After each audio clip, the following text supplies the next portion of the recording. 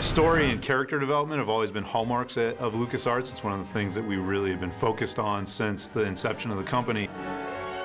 When we first started working on what would ultimately become The Force Unleashed, we wanted to be a continuation of the Star Wars saga. We wanted to be a new chapter in the Star Wars saga. And I felt very strongly that this time period between episodes 3 and 4 was very fertile. You've got the Emperor putting all of his plots in motion. Do what must be done. We've got Vader hunting down the last of the Jedi. We've got questions like, what are Princess Leia and Bail Organa doing during this time period? We got the Death Star being built. So all of those things kind of came together in our minds as we started working on the story.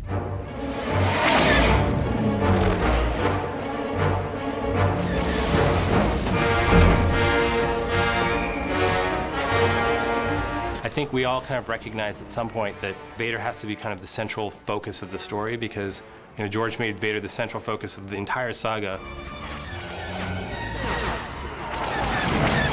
We kind of wanted to open the game with a bang and really wanted to get people's attention, and we allow you to start the beginning of the game as Vader.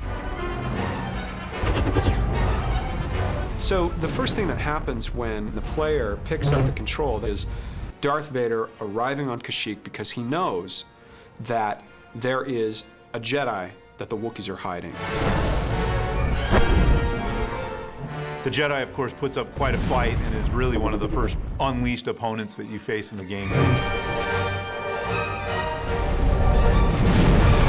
Vader senses something's a little bit off. He senses that there's somebody more powerful nearby.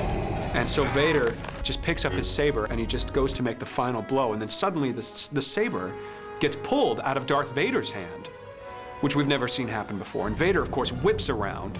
He looks down and he sees this little boy. When that happens and you realize it's just this kid, that's very powerful. Obviously, this child, the Force is really, really strong with them. It stops you. You're like, what is going to happen?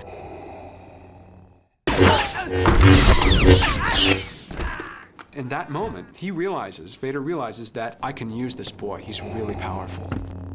Come with me. So we transition to the future, many, many years. And this boy has now become Darth Vader's secret apprentice. Rise, my apprentice. And he's kind of doing these tests or trials for Vader. He's hunting Jedi and trying to prove himself to Vader. What is your will, my master? And so you playing Darth Vader's secret apprentice, that's where the story really takes off. The first mission that you undertake as Darth Vader's secret apprentice is to hunt down one of the last of the Jedi. He gets sent to a TIE fighter construction facility that's been taken over by a general named General Rom Koda.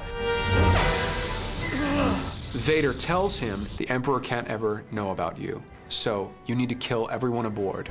Kill Koda's men, but if you run into a stormtrooper, you kill them as well.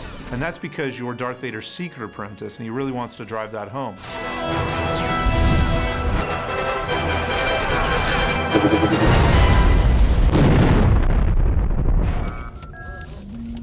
Roxy, give me the time. The crew aboard the Rogue Shadow is very reminiscent to the original Star Wars: A New Hope, where you had Luke and Leia and Han and Chewie and R2 and 3PO, and they were all aboard this Millennium Falcon. Well, in a similar way, the Rogue Shadow is kind of the dark side Sith version of that. But of course, that dark side energy isn't sustainable, that eventually this family sort of bonds together and there's a kinship that happens there. Am I going to see you again? Probably not, no. Obviously, this time period also includes the birth of the rebellion, this ragtag group of freedom fighters that will ultimately oppose the Emperor and Darth Vader in Episode 4. This scene is such an important part of the Star Wars canon. This is the start of the whole alliance, the whole changing of the guard, the whole shifting in rebellion. We have a really well-rounded story, and you know, it's not very predictable at times. There's a lot of surprises. You may think you're going down one way, and you'll find yourself in another. And I think the character development and the choices that you make in the dark and light side will come across not only through the story, but the actions that you may take. Everything we want to do is to kind of further the lore of Star Wars and to really make this a part of the saga. I think the story gives you new understanding about characters like Darth Vader and the Emperor, and new insight into the time period between Episode 3 and 4 as well. You can't wait to find out what's going to happen next.